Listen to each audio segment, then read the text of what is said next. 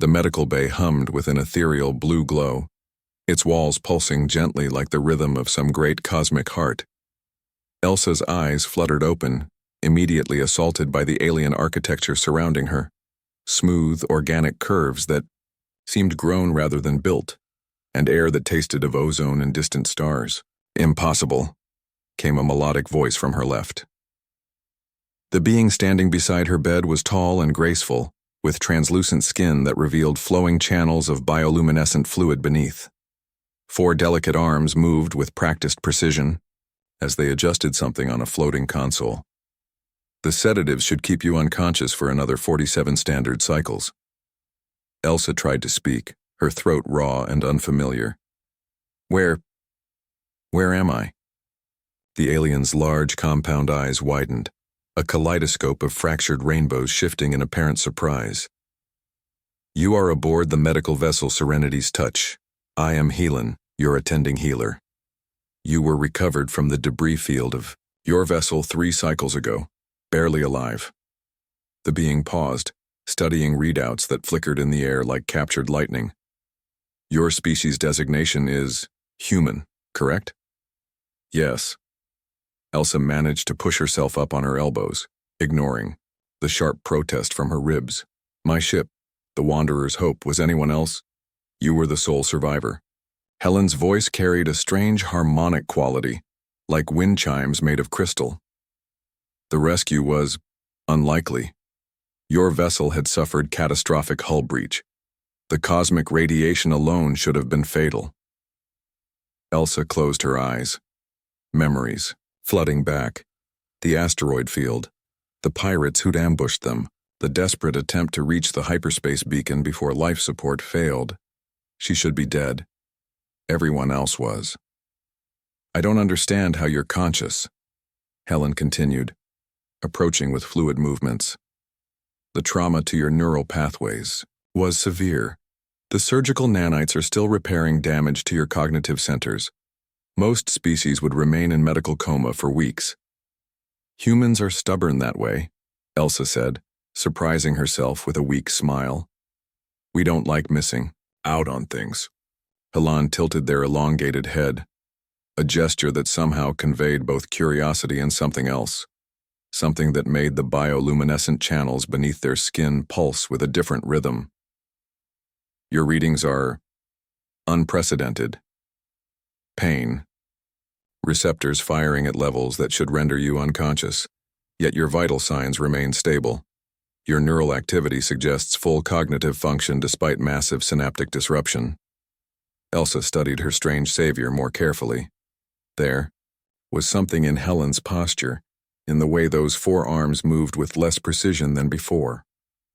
"You've been watching me for 3 days?" "Yes, it is. It is my duty as healer." "Just duty?" The question hung in the air between them like a challenge. Helen's compound eyes shifted, colors swirling in patterns Elsa was beginning to recognize as emotional tells. "Your species fascinates our medical council," Helen said, but their voice carried a note of evasion. "The cellular regeneration rate, the neural plasticity, the sheer biological resilience, it defies our understanding of carbon-based life." Elsa pushed herself fully upright, ignoring the way the room spun slightly. "That's not what I asked." For a long moment they regarded each other across the gulf between species, between worlds, between entirely different ways of existing in the universe. Then, impossibly, Elsa saw something she recognized in those alien features. "Helen," she said quietly, "are you crying?" The alien healer's forearms went very still. The bioluminescent channels beneath their skin pulsed erratically, and a thin, opalescent fluid began to seep from the corners of their compound eyes. We do not form attachments to patients," Helen whispered. "It is forbidden by the healer's code. Emotional investment clouds judgment, impairs clinical decision-making. But you have been dying for 3 cycles, and every time your heart stops, you fight. Every time your neural activity flatlines, you return. Your species does not know when to surrender." The fluid flowing from Helen's eyes caught the blue light of the medical bay, creating tiny prisms of color. I have never seen such determination to live. Elsa reached out with one shaking hand, covering the nearest of Helen's four. The alien's skin was warm and slightly textured, like touching liquid starlight. Maybe that's because we have something worth fighting for, she said. What? Elsa thought of her crew, Martinez with his terrible jokes, Chen with her poetry about distant Earth, old Captain Rodriguez with his stories of humanity's first steps into the void. All gone now, but their memory burning bright in her chest like a second heart. Each other, she said simply. We don't just survive for ourselves. We survive for everyone who came before, everyone who might come after, every human who ever looked up at the stars and wondered what was out there. Helen's entire body shimmered, the bioluminescent channels pulsing in rapid, complex patterns. The medical council will want to study you extensively. Your recovery rate, your resistance to sedation, your apparent immunity to cellular breakdown under extreme stress. They will want to understand how human physiology accomplishes the impossible. And you? The alien healer was quiet for a long time, those four hands working across various floating displays. Finally, Helen looked back at her, and Elsa could see something new in those compound eyes, something that transcended species, that spoke to the universal language of caring for another being.